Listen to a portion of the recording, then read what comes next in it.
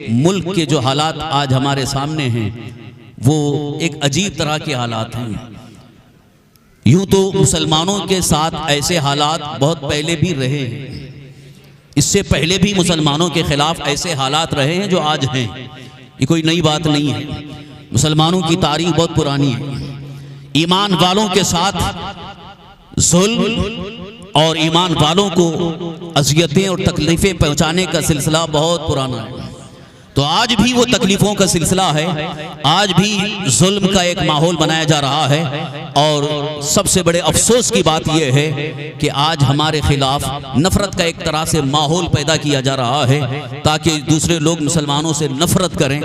और मज़ीद जो एक तरह से हम सब के लिए एक सोचने का मौका और अफसोस का मकाम है वो ये है कि आज हमारे ही वतन में हमें रहने के लिए एक तरह से सोचना पड़ रहा है कि हमारे वतन में हमारे लिए अब जगह बाकी है या नहीं। हमारे हुकूक के मुतालिक दानिश्वर बैठ करके सोच रहे हैं कि मुस्तकबिल के हालात क्या होंगे, हमारा मुस्तकबिल क्या है, हमारा फ्यूचर क्या है। क्योंकि अक्सर दानिश्वर ये कहने लगे हैं कि अब मुसलमानों का मुस्तकबिल तारीक नजर आ रहा है, मुसलमानों का मुस्तकबिल फ्यूचर तारीक नजर आ रहा है, अंधेरा नजर आ रहा है, हालात बड़े ख़राब हैं। उन्हीं हालात को देख करके जिस तरीके से जो आज माहौल चल रहा है और ख़ास तौर पर हुकूमतों की तरफ से जो पॉलिसियाँ बन रही हैं और जो क़वानीन बन रहे हैं, जो सख्तियाँ हो रही हैं, उन तमाम चीज़ों को देखने के बाद कुछ दानिश्वर कहने लगे कि मुसलमानों का मुस्तकबिल तारीक है, मुसलमानों के लिए मुस्तकबिल में बड़े सख्त हालात हैं। इस सिलसिले में मैं ये अर्ज़ करना चाहता हूँ आखिर इसका सॉल्यूशन क्या है, इसका हल क्या है। क्या हाथ पर हाथ धरे बैठे रहेंगे सोचते हुए कि हमारा मुस्तकबिल तारीक है, मुस्तकबिल हमारा रोशन नहीं है? मैं कहता हूँ ये बिल्कुल ही खाम ख्याली है। हमेशा से मुसलमानों का मुस्तकबिल रोशन रहा है। मुसलमानों का मुस्तकबिल कभी तारीक नहीं होता क्योंकि हर आने वाला दौर मुसलमानों के लिए बेहतर ही होगा। यह और बात है कि हालात ये सोचने पर मजबूर कर रहे हैं, माहौल ये सोचने पर मजबूर कर रहा है। लेकिन इस सिलसिले में मेरी एक मुख्तसर राय और मेरी ख़ास आपके लिए ये मेरा ख़ास पैगाम ये है कि अगर इस मुश्किल मसले में आप भी बेचैन हैं, बेकरार हैं कि हमारे लिए कोई हल मिल जाए, तो सबसे अहम पैगाम ये देना चाहूँगा कि अपने हर मुश्किल मसले का हल अल्लाह की मुक़द्दस किताब कुरान में तलाश करो। कुरान मुक़द्दस में हल तलाश करो, इसलिए कि कुरान मुक़द्दस अल्लाह रब्बुल इज़्ज़त का वो अजीम शान कलाम है जिसमें हमारे हर मुश्किल मसले का हल मौजूद है। बेशक सुभान अल्लाह, हर मुश्किल मसले का हल है। जब कुरान में अल्लाह ताला ने ये इरशाद फरमाया वनुनज़्ज़िलु मिनल कुरआनि मा हुवा शिफ़ाउ व रहमतुल लिल मोमिनीन, बेशक सुभान, हम इसे कुरान से नाजिल करते हैं जो मोमिनीन के लिए रहमत भी है, शिफा, बेशक हक है।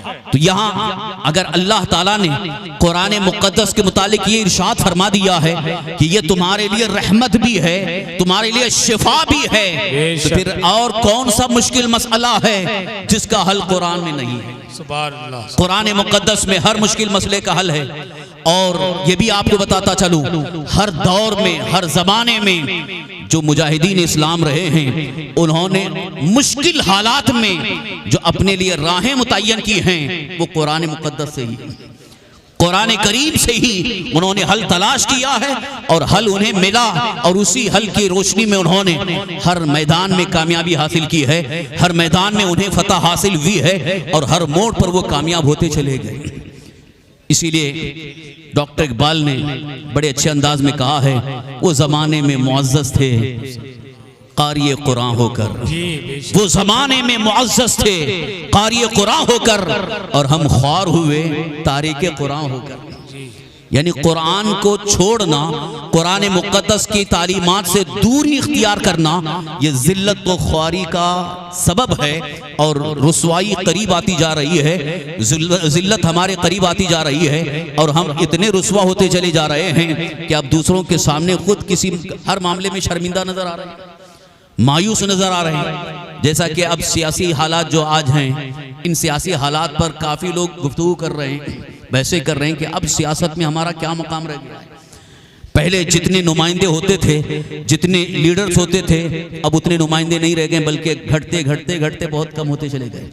यानी अब पार्लियामेंट में हमारी नुमाइंदगी खत्म कर दी गई है, खत्म के बराबर ये है। लिहाजा ये भी एक अहम मसला है, ये भी एक बहुत बड़ा अलमिया है, काबिल गौर मकाम है। लिहाजा किस किस मसले को मैं आपके सामने पेश करूं।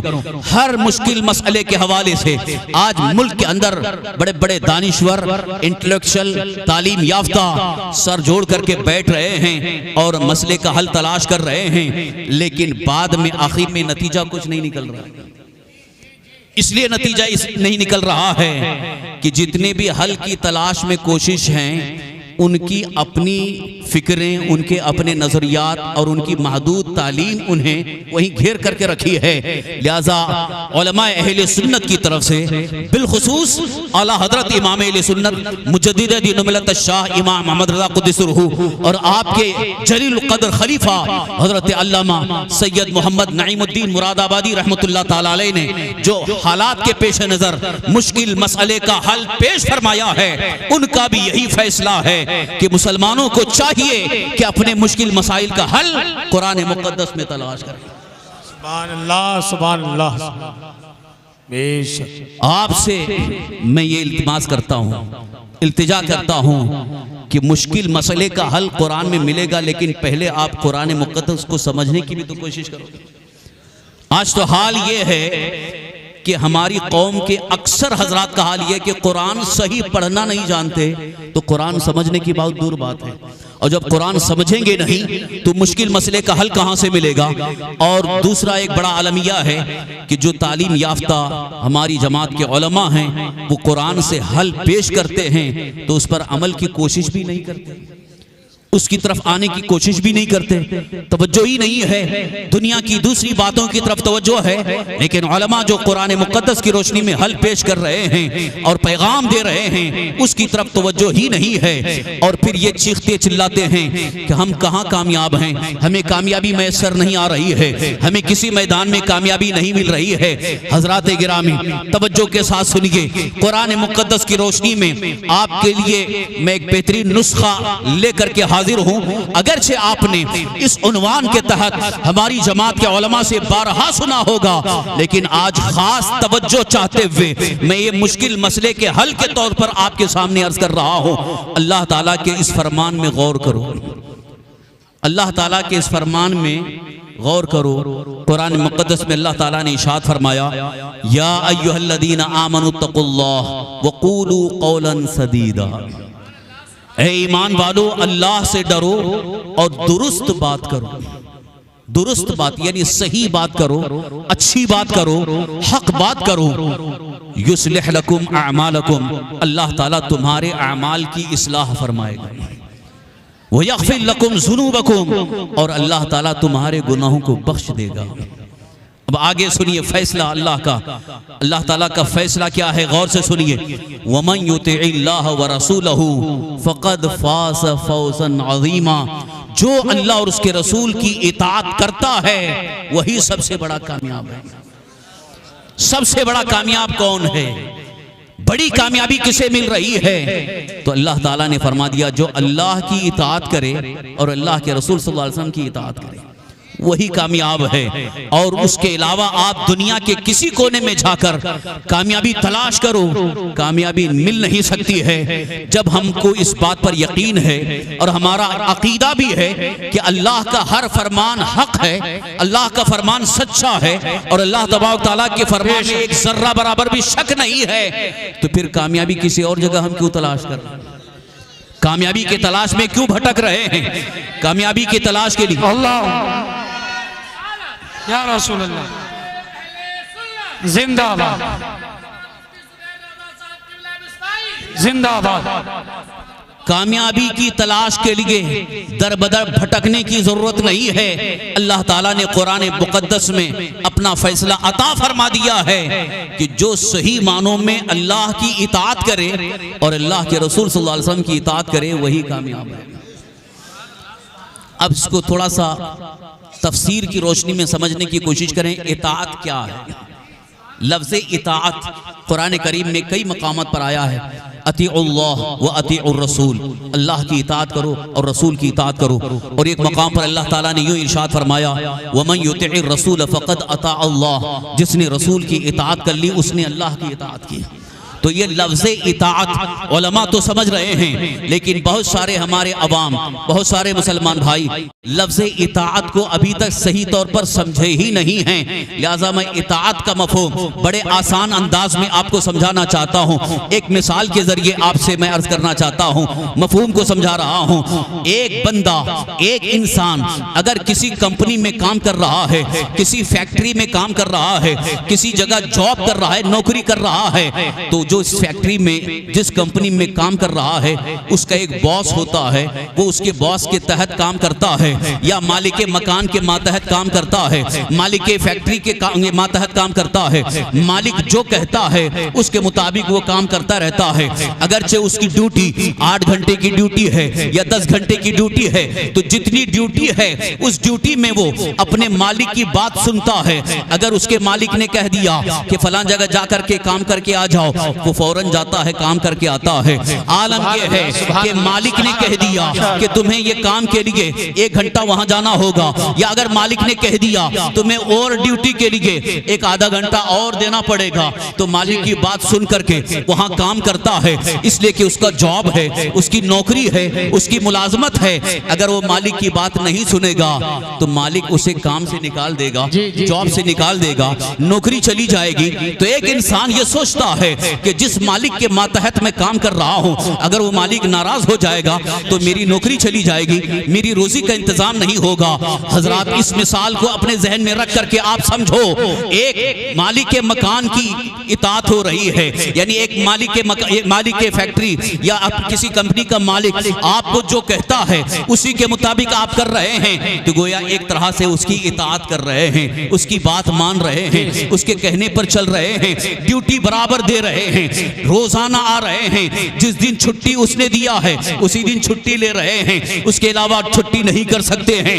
तो एक दुकान या एक कंपनी के मालिक का हुक्म इतना मान रहे हैं, रोजी की इतनी फिक्र है कि उसके कहे बगैर छुट्टी नहीं कर सकते। तो आप जरा अंदाजा लगाओ, जिसने तुम्हें पैदा किया, जिसने सारी कायनात को पैदा किया, जिसने तुम्हारी रोजी का इंतजाम किया, जिसने चांद सूरज पैदा किए, जिसने कायनात का जर्रा जर्रा पैदा किया, जिसके कब्जे कुदरत में हमारी जान भी है, हम उसकी इताअत नहीं कर रहे। नारे तकबीर, अल्लाहु अकबर, नारे रिसालत, या रसूल अल्लाह, मसलक आला हजरत जिंदाबाद, मसलक आला हजरत जिंदाबाद, हजरत अल्लाह मौलाना मुफ्ती जुबैर आलम साहब मिसबाह क़िबला जिंदाबाद। इताअत हो तो इस तरह से इधर हुक्म हो जाए, फौरन अमल पैरा हो जाए, जिसको कहते हैं सरे तस्लीम खम कर देना। सरे तस्लीम खम कर देना, ये सर झुका देना कि मौला का हुक्म आ गया, फौरन वहीं पर हाजिर हो जाएं। ये एक बंदे मोमिन का मिजाज और बंदे मोमिन की तबीयत ये हो जाए कि अल्लाह का हुक्म मिल गया, अल्लाह के रसूल सल्लल्लाहु अलैहि वसल्लम का हुक्म मिल गया, तो उसी हुक्म पर अमल करने के लिए पूरी तरह से तैयार हो जाना, अमल पैरा हो जाना, यही असल इताअत है। हुक्म आया और टाल दिया तो ये इताअत नहीं हुई, बल्कि ये खिलाफ वर्जी हुई।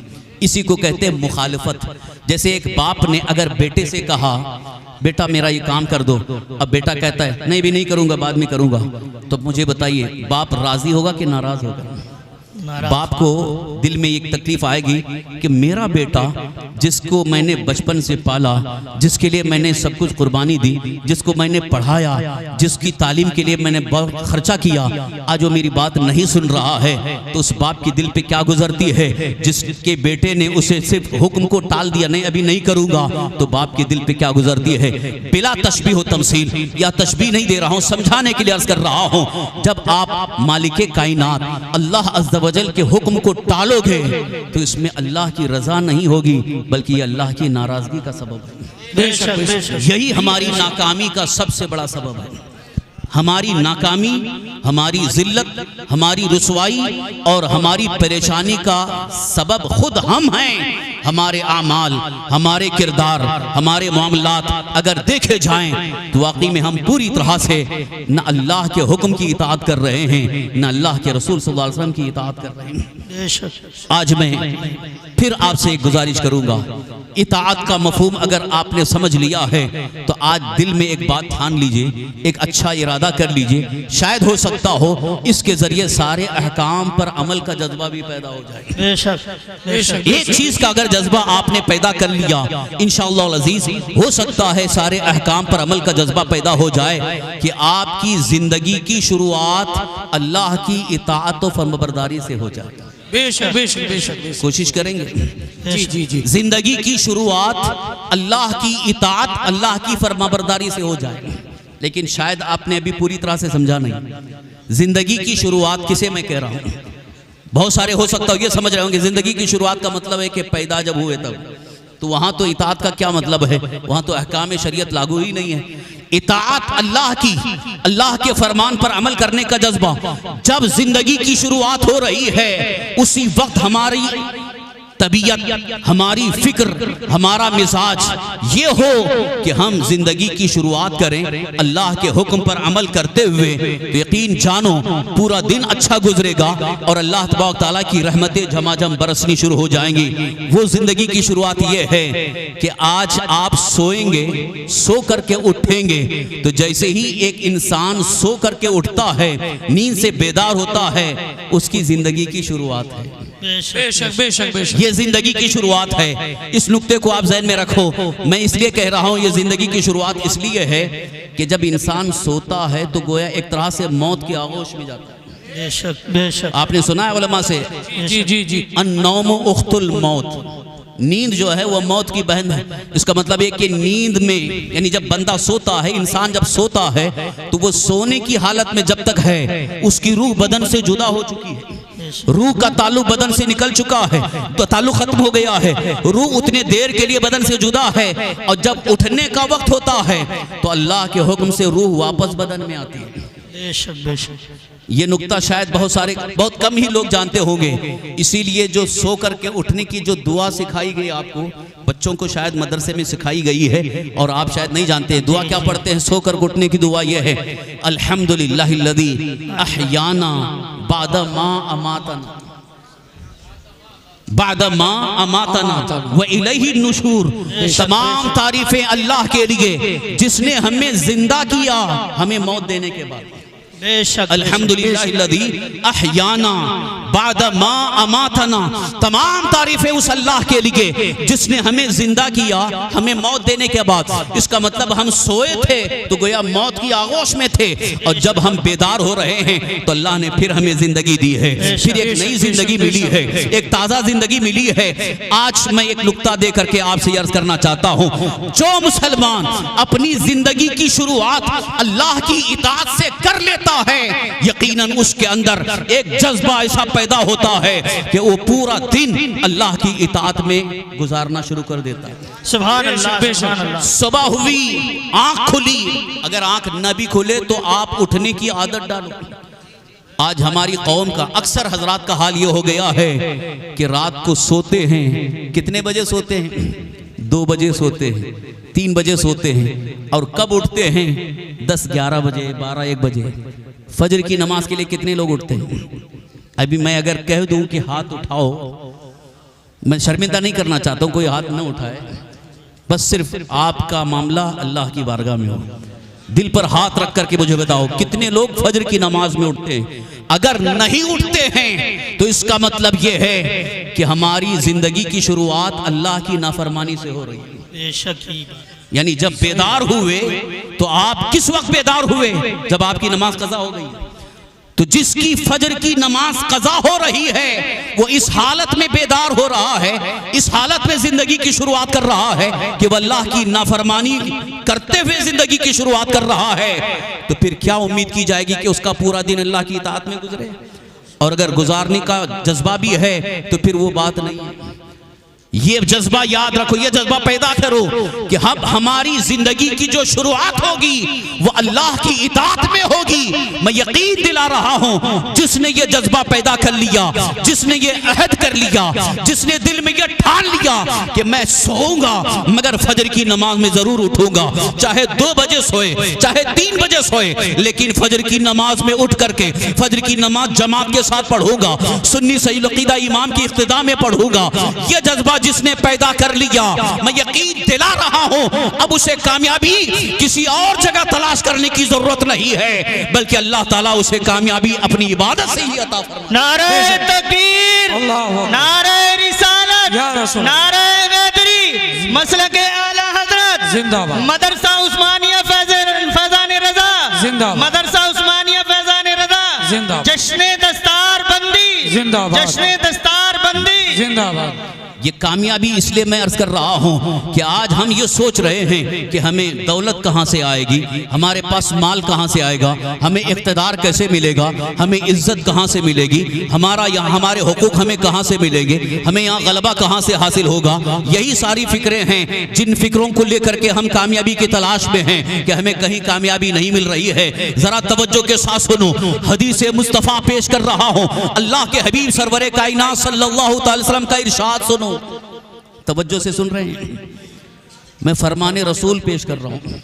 जी जी, हर मुसलमान का दिल तो ये होना चाहिए कि जब हुजूर का फरमान सुनने का अगर मौका आए, कोई कहे कि मेरे आका का फरमान सुना रहे हैं, तो सारी तवज्जो उधर होनी चाहिए।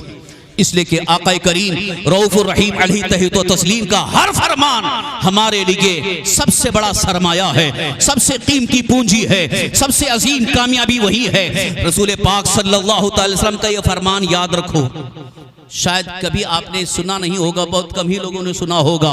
अल्लाह के हबीब सरकारे दो आलम सल्लल्लाहु ताला अलैहि वसल्लम इरशाद फरमाते हैं, जिसको तकबीरे ऊला मिल गई उसे दुनिया और दुनिया के अंदर जितनी चीजें हैं उन सबसे बेहतर चीज मिल गई। सुभान अल्लाह, सुभान अल्लाह। आप उलमा से पूछ लीजिए, हदीस पाक है। मैं बहुत शॉर्ट में, बड़ी जल्दी में मफहूम हदीस पेश करके आगे बढ़ रहा हूँ। रसूल कायनात सल्लल्लाहु अलैहि वसल्लम इरशाद फरमाते हैं, जिसको तकबीरे ऊला मिल गई, दुनिया और दुनिया के अंदर जितनी चीजें हैं, दुनिया व माफिहा, हुजूर ने जो फरमाया, दुनिया व माफिहा से बेहतर चीज मिल गई। अब जरा उलमा से पूछिए, तकबीरे ऊला क्या है? तकबीरे ऊला क्या है? यानी जब जमात खड़ी होने वाली होती है, इमाम की इख्तिदा में आप नमाज पढ़ने के लिए जाते हैं और इमाम साहब ने कहा अल्लाहु अकबर, रकअत बांधी, पहली तकबीर जिसको आपने सुना और उन्हीं के साथ साथ आपने रकअत बांध लिया, हाथ बांध लिया, ये तकबीर उला है। अगरचे बाज़ उलमा ने उस तकबीर उला की तशमीह भी फरमाया कि पहली रकात में शामिल होना तकबीर उला मिलने का सबब है, मगर यहाँ मुहतात मुत्तकी उलमा ये फरमाते हैं तकबीर उला का मतलब ये है कि जो जमात कायम होने से पहले, नमाज की जमात कायम होने से पहले जो पहली तकबीर इमाम साहब कह रहे हैं, अल्लाहु अकबर कह करके हाथ बांध रहे हैं, उस तकबीर में जो शरीक हो गया, प्यारे आका सल्लल्लाहु अलैहि वसल्लम इरशाद फरमाते हैं उसे दुनिया और माफिया से सबसे बेहतर चीज मिली। सुभान अल्लाह, सुभान आज अल्लाह। उसकी तरफ तवज्जो ही नहीं है, माशाअल्लाह। उसकी तरफ तवज्जो ही नहीं है। कहां कहां भटक रहे हैं, इधर उधर भटक रहे हैं, फरमाने रसूल की तरफ तवज्जो नहीं है। लिहाजा आज ये जज्बा आप पैदा कर लो, इस बात का अहद कर लो कि हमारी जिंदगी की शुरुआत यानी अल्लाह की इताअत में भी होगी, यानी सुबह जल्दी उठेंगे, फजर की नमाज के लिए उठेंगे, सुन्नी सही अकीदा इमाम की इख्तिदा में जमात के साथ फजर की नमाज अदा करेंगे और पहली तकबीर में पहुंचे। जिसने ये अहद कर लिया, जिसने ये हिम्मत कर लिया, मुझे रोजाना इस तरह से अपनी जिंदगी की शुरुआत करना है, मैं यकीन दिला रहा हूं यकीनन सबसे बड़ा कामयाब वही होगा। बेशक बेशक बेशक। और इसी ज़िम्ने में हदीस पाक का मफ़हूम अर्ज़ कर रहा हूं, सरकार दो आलम सल्लल्लाहु अलैहि वसल्लम ने यह भी इरशाद फरमाया, जिसने फजर की नमाज पढ़ ली वो अल्लाह की हिफाजत में है। सुभान अल्लाह। ये हदीस है, हुजूर सल्लल्लाहु अलैहि वसल्लम फरमाते हैं जिसने फजर की नमाज पढ़ ली वो अल्लाह की हिफाजत में है, वो अल्लाह के जिम्मे में है। यहाँ तक कि मुखातब करके फरमाया उसे कोई अल्लाह के जिम्मे में रुसवा न करे। कोई रुसवा ना करे। जिसने फज्र की जमात के साथ नमाज अदा कर ली वो अल्लाह की हिफाजत में है, अल्लाह के जिम्मे में है। लिहाजा जो अल्लाह की हिफाजत में आ जाता है, अल्लाह के जिम्मे में आ जाता है, कोई ताकत उसे रुसवा नहीं कर सकती है, उसे कोई ताकत जलील नहीं कर सकती है। लिहाजा इज्जत हमें अल्लाह के फरमान में मिल सकती है और अल्लाह के रसूल सल्लल्लाहु अलैहि वसल्लम की फरमान में मिल सकती है। बेशक बेशक नाराए तकबीर, नाराए रिसालत, मुफ्ती जुबैर आलम साहब मिसवाई किबला, नाराए तकबीर, नाराए रिसालत। बस आखिरी पैगाम ये दे करके मैं आपकी तवज्जो चाह रहा हूँ और बस इख्तिताम के करीब हूँ, क्योंकि ज़्यादा देर बोलना और ज़्यादा देर आपको बिठाना ये भी मैं पसंद नहीं करता हूँ। बस काम की बात हो जाए और अगर अमल का जज्बा पैदा हो जाए तो जलसे की कामयाबी यही है। बेशक बेशक उलमा की आमद, मशाइख की आमद और इनका इतना वक्त देना ये उनके अपने लिए नहीं, ये बल्कि आपके लिए आए, आपकी इस्लाह हो जाए। और ये उलमा इसलिए जलसे में आते हैं ताकि जलसे के अंदर उलमा की तादाद को देख करके अवाम की रगबत पैदा हो जाए, अवाम भी आना शुरू कर दे। उलमा तो पढ़े लिखे हैं, उनको तो सारी चीज़ें पहले से मालूम हैं, वो ये पैगाम लेने के लिए नहीं बल्कि आपको देखने के लिए आए हैं कि हमारी कौम का क्या हाल है, हमारी कौम का जज्बा कितना है। लिहाजा जज्बा बेदार करने के लिए फिर से आपसे अर्ज करना चाहता हूँ, ये पैगाम भी लेकर के जाओ। जिंदगी की शुरुआत अल्लाह की इताअत और फरमाबरदारी से हो जाए, यानी फजर की नमाज के लिए उठने की आदत बना लो। कोशिश करेंगे आप लोग सब, बोलिए जोर से, सब कोशिश करेंगे इंशाअल्लाह। अगर ये जज्बा पैदा हो गया तो यकीन में मुझे यकीन है कि इंशाअल्लाह आगे जो भी अल्लाह के अहकाम हैं उन पर अमल का जज्बा पैदा होने लगेगा। क्योंकि एक तरह से ये बैटरी जब डाउन होती है तो मोबाइल काम नहीं करता, तो ऐसे ही मुसलमान की बैटरी, ईमान की बैटरी जब चार्ज होती है तो वो फिर अमल के लिए आगे बढ़ता है। तो ईमान की बैटरी चार्ज करने के लिए ये जज्बा पैदा करें। और दूसरा जज्बा ये है कि मैं हर कदम पर, हर लम्हा, हर एतबार से, हर मोड़ पर अल्लाह के हबीब सरकार दो आलम सल्लल्लाहु अलैहि वसल्लम की इत्तिबा और पैरवी करूंगा। जी जी बेशक, ये जज्बा अपने दिल में पैदा करो। दुनिया के हालात को बदलने की जरूरत नहीं है, हालात को बदलने की आप सोच रहे हो कि कब हालात बदलेंगे। जो हमारे खिलाफ नफरत फैलाई जा रही है वो नफरत का माहौल बदल जाए, ये नफरतें दूर हो जाएं, हमसे लोग मोहब्बत करने लगे, हमसे लोग मोहब्बत करने लगे। आप ये मत सोचो कि हम कोई ऐसा अमल करें, कोई ऐसा काम करें, उनके लिए दौलत लुटाएं, सखावत करते रहें ताकि वो दूसरी कौमें हमसे मोहब्बत करें। ये नहीं होगा। अगर आप ये चाहते हो कि ये नफरत का माहौल दूर हो जाए, लोग आपसे मोहब्बत करें, तो उसके लिए वाहिद रास्ता यही है जिसको कुरान मुक़द्दस में अल्लाह ताला ने यूं इरशाद फरमा दिया है, कुल इन कुंतुम तुहिब्बुनल्लाह फत्तबिऊनी युहिब्बुकुमुल्लाह। ऐ महबूब आप फरमा दीजिए कि अगर तुम अल्लाह के महबूब बनना चाहते हो तो मेरी इत्तिबा करो, अल्लाह तुम्हें अपना महबूब बना लेगा। जी बेशक बेशक, सुभान अल्लाह सुभान अल्लाह। हजरात, ये आखिरी जो बहुत अहम पैगाम, आखिरी पैगाम यूँ तो हमारा तो ये हमारी जमात उलमा अहले सुन्नत का आखिरी नहीं बल्कि हमेशा पैगाम पहुंचाते रहे। जी बेशक। तो आज के इस महफिल में, आज के इस इजलास में चूंकि आप आए हुए हैं और एक जज्बा लेकर के आए हैं और इस्लाह की नीयत से आए हैं, तो फिर अल्लाह की बारगाह में एक अहद कर लीजिए कि हमारी ज़िंदगी मुकम्मल तौर पर इत्तिबाए रसूल सल्लल्लाहु अलैहि वसल्लम में गुजरेगी। इंशाअल्लाह कोशिश करेंगे। इत्तिबाए रसूल यानी अल्लाह के रसूल सल्लल्लाहु अलैहि वसल्लम ने जो फरमा दिया, हुजूर सल्लल्लाहु अलैहि वसल्लम का जो फरमान है और हुजूर सल्लल्लाहु अलैहि वसल्लम की जो सीरत है, उसी सीरत पर चल करके हम जिंदगी गुजारेंगे। मुसलमानों, हमारी सबसे बड़ी कामयाबी का राज यही है, यही कामयाबी का राज है। ये दो जज्बे आप बेदार कर लें इंशाअल्लाह अज़ीज़, आपको फिर ये सोचना नहीं होगा कि लोग हमसे क्यों नफरत कर रहे हैं। आज जो नफरतों का माहौल है उसकी वजह यह है कि अल्लाह के बारगाह में हम महबूब होना ही नहीं चाह रहे। बेशक अल्लाह जिससे मोहब्बत फरमाता है उसकी मोहब्बत को लोगों की दिलों में डाल देता है। बेशक हक ये हदीस पाक का मफहूम अर्ज कर रहा हूं। अल्लाह जिससे मोहब्बत फरमाता है उसकी मोहब्बत को लोगों की दिलों में डाल देता है। तो आज अगर नफरत आप देख रहे हो इसका मतलब लोगों की दिलों में आपकी मोहब्बत नहीं है, नफरत कर रहे हैं। अगर आप ये चाहते हैं कि लोग हमसे मोहब्बत करें तो किसी और को देखने की जरूरत नहीं है, बल्कि अल्लाह के हबीब की जिंदगी देखो, महबूब खुदा की जिंदगी देखो, सैयदुल मुरसलीन की जिंदगी देखो, अल्लाह के हबीब सल्लल्लाहु अलैहि वसल्लम की सीरत पर अमल करना शुरू कर दो। अल्लाह तुमसे मोहब्बत फरमाएगा और जिससे अल्लाह मोहब्बत फरमाता है उसकी मोहब्बत को लोगों के दिलों में डाल देता है। बेशक बेशक। नारे तकबीर, नारे रिसालत। ज्यादा दूर जाने की जरूरत नहीं है, करीब की बात अर्ज कर रहा हूं। इसी दौर करीब में शहजादा आला हजरत सुभान अल्लाह। हुजूर सैयदना मुफ्ती आजम हिंद अल्लामा मुस्तफ़ा रज़ा खान रहमतुल्लाह ताला अलैह एक मरतबा सफ़र में हैं। हमारे उस्ताद गिरामी बहरुल हजरत अल्लामा मुफ्ती अब्दुल मन्नान साहब क़िबला ने अलैहि रहमान ने ये जिक्र फरमाया कि एक मरतबा प्रोग्राम के लिए जा रहे हैं। हुजूर मुफ्ती आजम हिंद रहमतुल्लाह के साथ में हुजूर मुफ्ती अब्दुल मन्नान साहब क़िबला भी थे। फरमाते हैं कि ट्रेन में जब उस वक्त ट्रेन का सफ़र होता था तो ट्रेन में हम लोग दाखिल हुए तो जैसे ही ट्रेन के अंदर गए तो कोई सीट खाली नहीं थी, रिजर्वेशन भी नहीं था। वहाँ ट्रेन खचाखच भरी हुई है और जिस बोगी में हम गए थे उसमें ज्यादातर फौजी भी थे। वहाँ कोई दाखिल, वहाँ सबको बाहर भगा रहे हैं। लेकिन जब देखा हुजूर मुफ्ती आजम रहमतुल्लाह करीब आ रहे हैं तो सब ने खड़े होकर के उनकी ताज़ीम भी किया, उनको बैठने की जगह भी दी और उनकी ताज़ीम के लिए वो सब खड़े हो गए। हजरत मुफ्ती अब्दुल मन्नान साहब क़िबला अलैहि रहमा फरमाते हैं हम ताज्जुब में पड़ गए, ये तो मुसलमान नहीं थे, ये तो गैर मुस्लिम थे, लेकिन हुजूर मुफ्ती आजम हिंद को देख करके ताज़ीम के लिए खड़े भी हो गए, उनको जगह देने लगे। उस वक्त मेरे दिल में ये ख्याल आया, ये कमाल हुजूर मुफ्ती आजम हिंद के तकवा का। क्या नारे तकबीर, नारे रिसालत, नारे गदरी, मसले के आला हजरत मुफ्ती मोहम्मद जुबैर आलम साहब क़िबला मिसबाही, मदरसा उस्मानिया फैज़ रज़ा, नारे तकबीर, नारे रिसालत।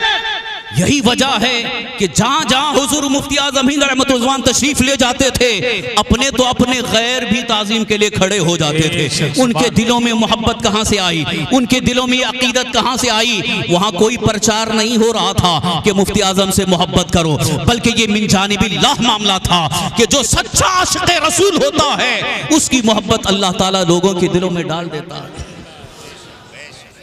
आज जरूरत इस बात की है कि हम सही मानों में इश्क़ रसूल में जिंदगी गुजारते हुए सरकार दो आलम सल्लल्लाहु अलैहि वसल्लम की इत्तिबा और पैरवी में लग जाएं।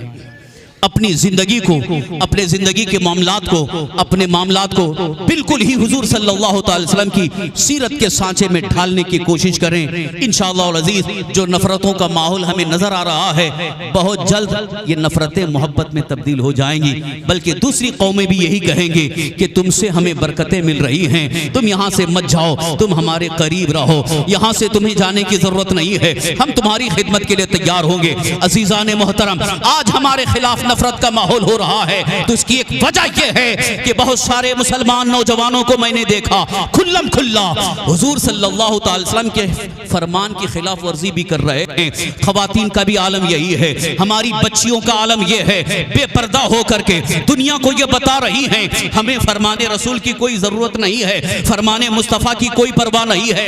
इसी वजह से आज हमारे मुतालिक नफरतों का माहौल है। लिहाजा आज अगर आप इस बारे में सोचना चाहते हो कि आज हमारे मुल्क में हमसे नफरत ना हो, लोग हमसे मोहब्बत करें, तो सिर्फ इतना कर लो कि हुजूर सल्लल्लाहु अलैहि वसल्लम के फरमान पर अमल पैरा हो जाओ, सुभान अल्लाह, सच्ची मोहब्बत रसूल में सरशार हो जाओ। इसीलिए आला हजरत अलैहिस्सलाम ने ये पैगाम दिया है, फिर के गली गली तबाह ठोकरें सबकी खाएं क्यों, दिल को जो अक्ल दे खुदा तेरी गली से जाएं क्यों।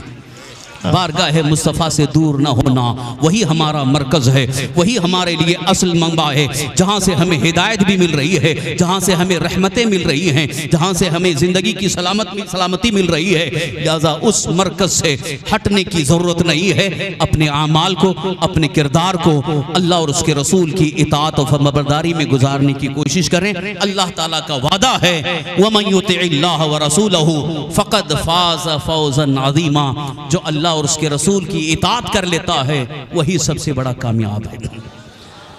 कोशिश करेंगे इंशाअल्लाह। और आला हजरत का ये शेर मैं आपके समातों के हवाले करके मैं जा रहा हूँ। अब जो काम करना है, आपको जो कदम उठाना है, जो भी आपको कदम उठाना है, सोच समझ के उठाओ। गुनाहों की तरफ कदम मत उठाओ, अल्लाह और उसके रसूल की नाफरमानी की तरफ कदम न उठाओ, बल्कि दिल में ये सोचो कि अगर मैंने आज अल्लाह और उसके रसूल के फरमान के खिलाफ कदम उठाया, कल मुझे मैदान महशर में अल्लाह की बारगाह में जवाब देना है, वहाँ हाजिर होना है और कब्र में सरकार दो आलम सल्लल्लाहु अलैहि वसल्लम के सामने हाजिर होना है। इसलिए पहले ही से सोच करके काम वही करें जिससे अल्लाह राजी हो जाए, अल्लाह के रसूल रब्बुल इज़्ज़त की बारगाह से 10 रहमतें आपको आती, गुनाह भी मुआफ़ हो रहे हैं, दर्जात भी बुलंद हो रहे हैं। तो दरूद शरीफ पढ़ने में कोताही, गफलत बिल्कुल नहीं होनी चाहिए। ख़ास तौर पर अपने महफिलों में जब दरूद शरीफ पढ़ाया जाए तो आप बिल्कुल बेदारी के साथ, तवज्जो के साथ, लगन के साथ पढ़ने की कोशिश करें। इसलिए कि ये भी हदीस पाक है, अल्लाह के हबीब हमारे आका हुज़ूर सरवर कायनात सल्लल्लाहु अलैहि वसल्लम इरशाद फरमाते हैं, जो मुझ पर दरूद भेजता है उसके दरूद को मैं खुद सुनता हूँ। 2 तरह की रिवायतें सामने आई। एक रिवायत में तो यह है कि जो दरूद पढ़ता है उसका दरूद पहुंचाया जाता है, और एक रिवायत में यह है कि सरकार सल्लल्लाहु अलैहि वसल्लम खुद फरमा रहे हैं कि दरूद मैं खुद सुनता हूं। दोनों में तदबीक की क्या सूरत हो सकती है? अगर जहन में आपके सवाल उभर रहा हो कि एक तरफ तो हुजूर फरमाने के पहुंचाया जाता है, इसका मतलब फरिश्ते पहुंचाते हैं, आप नहीं सुनते हैं, और एक हदीस पाक में ये हुजूर सल्लल्लाहु अलैहि वसल्लम फरमाते हैं कि मैं खुद सुनता हूं। तो दोनों हदीसें हैं, दोनों रिवायतें मौजूद हैं। अगर कुर्बान जाऊं आशिकाने मुस्तफ़ा मुहद्दिसीन पर, उन्होंने इसकी तदबीक की एक बेहतरीन सूरत निकाली। यहाँ मामला ये है कि दरूद पढ़ने वाले की 2 हैसियत होती है। दरूद पढ़ने वाले, दरूद भेजने वाले 2 तरह के होते हैं। जो दरूद तो पढ़ रहे हैं लेकिन गफलत के साथ पढ़ रहे हैं, तवज्जो नहीं है, तो उनका दरूद पहुंचाया जाता है, फरिश्ते उनके दरूद को पहुंचाते हैं। और जो तवज्जो के साथ पढ़ते हैं, गुंबद खजरा की जानिब लौ लगाकर हुजूर की तरफ तवज्जो करके पढ़ते हैं, तो सरकार सल्लल्लाहु अलैहि वसल्लम इरशाद फरमाते हैं उसका दरूद मैं खुद सुनता हूँ। सुभान अल्लाह, सुभान अल्लाह। अब आप खुद इसका फैसला कर लें कि हमको किस तरह से दरूद पढ़ना है, गफलत में पढ़ना है कि तवज्जो के साथ पढ़ना है।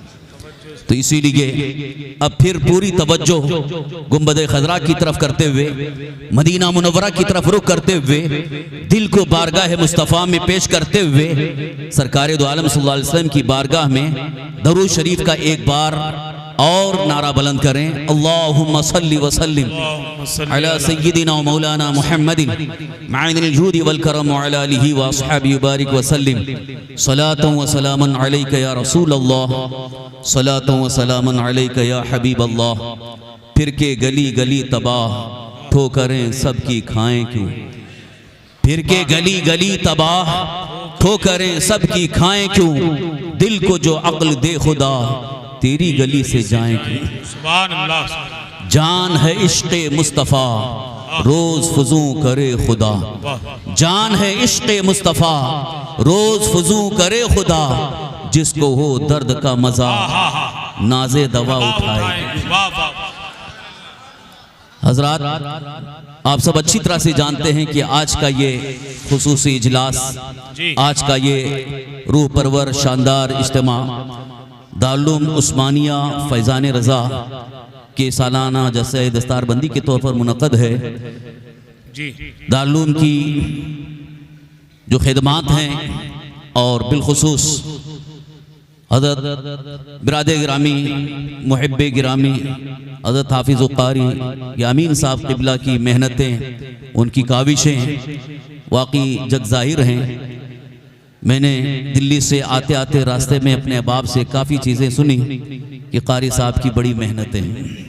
अल्लाह ताला आपकी मेहनतों को कबूल फरमाए।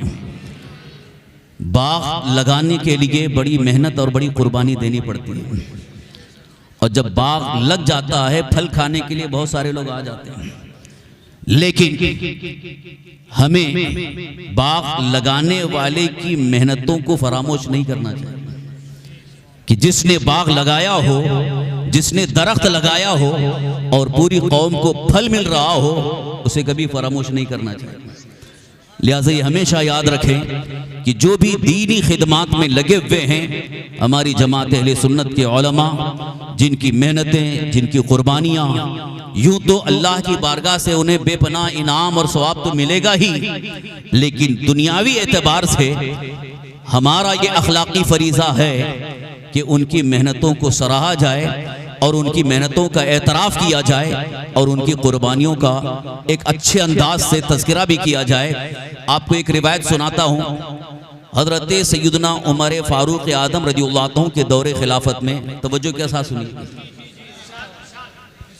अगर तवज्जो हटी तो असल पैगाम जो आप तक पहुँचाना है वो पैगाम आप सुन नहीं पाएंगे, तो आना कहीं बेकार ना हो जाए। अल्लाह के हबीब सरकार दो आलम सल्लल्लाहु अलैहि वसल्लम के बारगाह के तरबियत याफ्ता सहाबा का मिजाज कैसा था। हज़रत सैयदना उमर फ़ारूक आदम रज़ियल्लाहु अन्हु के दौरे खिलाफत में माल गनीमत तकसीम हुआ, क्योंकि जो माल गनीमत आता था वो तमाम मुसलमानों के दरमियान तकसीम फरमा देते थे। सही बुखारी शरीफ की रिवायत है, एक मरतबा जो माल गनीमत में चादरें आई थी, वो चादरें आपने तकसीम फरमा दी। एक चादर रह गई थी, तो आपके जो करीब बैठने वाले, उन्होंने अर्ज किया, ए अमीरुल मोमिनीन, ये चादर आप बिनते रसूलुल्लाह को अता कर दें। लेकिन यहाँ बिनते रसूलुल्लाह सल्लल्लाहु अलैहि वसल्लम से मुराद यानी आपके निकाह में हज़रत अली रज़ियल्लाहु अन्हु की बेटी थी। हज़रत अली रज़ियल्लाहु अन्हु की बेटी बिनते रसूलुल्लाह से आपको मुखातब किया जाता, तो हज़रत उमर रज़ियल्लाहु अन्हु से ये कहा गया कि आप, यानी इसका मतलब ये है कि अपनी ज़ौजा को आप दे दें, और वो सिर्फ आपकी ज़ौजा नहीं बल्कि उन्हें हुज़ूर सल्लल्लाहु अलैहि वसल्लम से निस्बत हासिल है, लिहाजा उनको अता कर दें। तो हज़रत सैयदना उमर फ़ारूक आदम रज़ियल्लाहु अन्हु ने उस वक्त जवाब में इरशाद फरमाया, उम्मे सलीत इसकी ज़्यादा हकदार है। उम्मे सलीत कौन खातून है? हज़रत उमर फ़ारूक आदम रज़ियल्लाहु अन्हु ने अपनी ज़ौजा, जबकि वो हज़रत अली रज़ियल्लाहु अन्हु की बेटी हैं, खातून जन्नत फ़ातिमा ज़हरा रज़ियल्लाहु अन्हा की बेटी हैं, उनको अभी नहीं दिया, बल्कि आपने ये कहा कि हमारे दरमियान उम्मे सलीत खातून अंसारी खातून हैं, वो ज़्यादा हकदार हैं, उनको ये चादर दी जाएगी। फिर वजह भी आपने बयान फरमाई कि जंग उहद में जब घमसान की जंग हुई और उस वक्त जब हम सब बहुत सारे सहाबा जख्मी थे, उस वक्त पानी पिलाने के लिए यह हज़रत उम्मे सलीत मशक भर भर करके अपनी पीठ पर लाद करके जख्मियों को पानी पिला रही। सुभान अल्लाह, सुभान अल्लाह, सुभान अल्लाह, सुभान अल्लाह। क्या कह रहे हैं? तो यहाँ आपने एक मिजाज दिया कि जिनकी अल्लाह की राह में खिदमात ज्यादा हैं जी, उनका एतराफ़ भी किया जाए और उन्हें बेहतरीन ताउन पेश किया जाए, उनकी हौसला अफजाई भी हो और उनकी हिम्मत अफजाई हो, ताकि उन्हें इस बात का एहसास भी हो कि अल्लाह के दीन के लिए जो हमने खिदमत की है अल्लाह ताला की बारगाह में मकबूल भी है।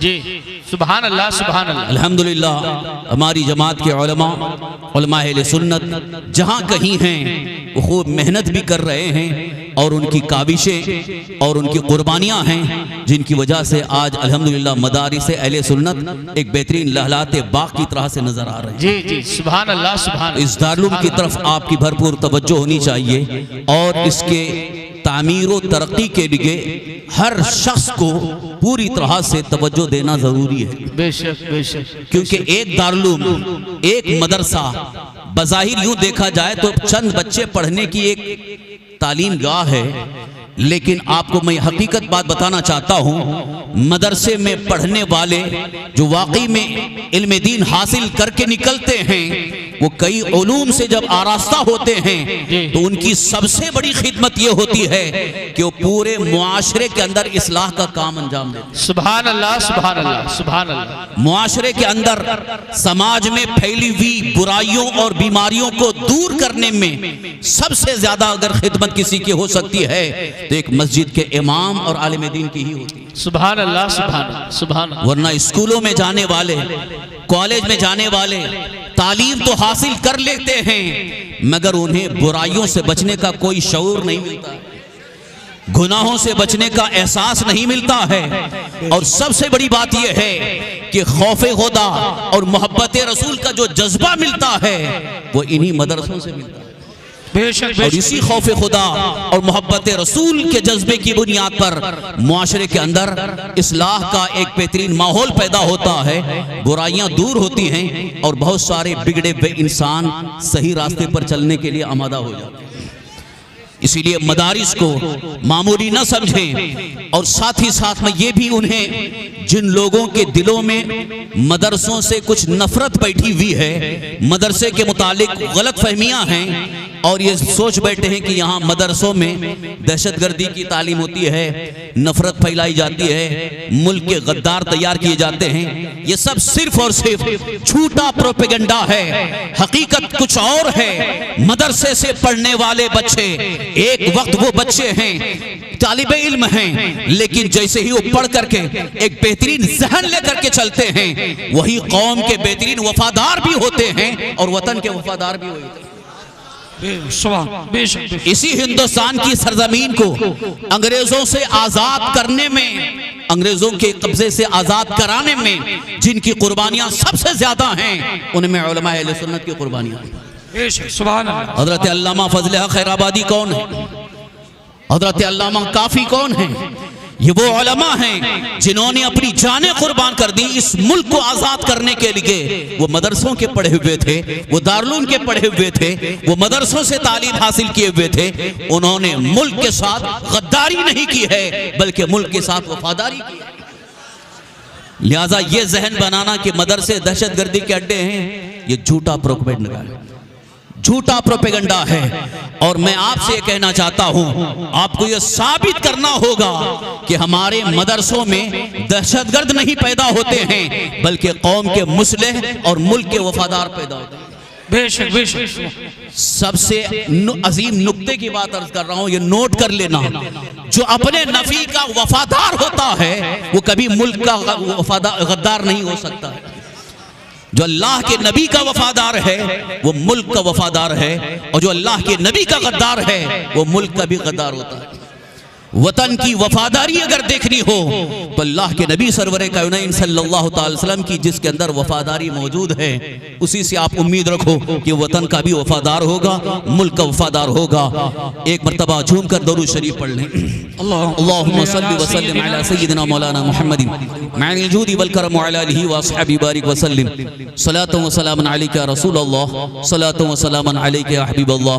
हज़रात मोहतरम, इसी जीते जागते माहौल में बस चंद लम्हात के लिए मैं मुख्तसर अंदाज में कुरान मुक़द्दस की जिस आय करीमा की तिलावत का शर्फ मैंने हासिल किया है, उसी के हवाले से एक ख़ास पैगाम आप तक पहुंचा करके मैं रुखसत होना चाहूँगा। यूँ तो दारुल उलूम का जलसा है, मदरसे की दस्तारबंदी का जलसा है, उलमा की यहाँ काफ़ी तादाद है, और अल्हम्दुलिल्लाह जो दीन से जुड़े हुए हजरात हैं वो काफ़ी तादाद में मौजूद हैं। आप सबको एक मैं ख़ास फ़िक्र देना चाहता हूँ, तवज्जो के साथ सुनेंगे इंशाअल्लाह। ज़रूरत है इस बात की, इसलिए कि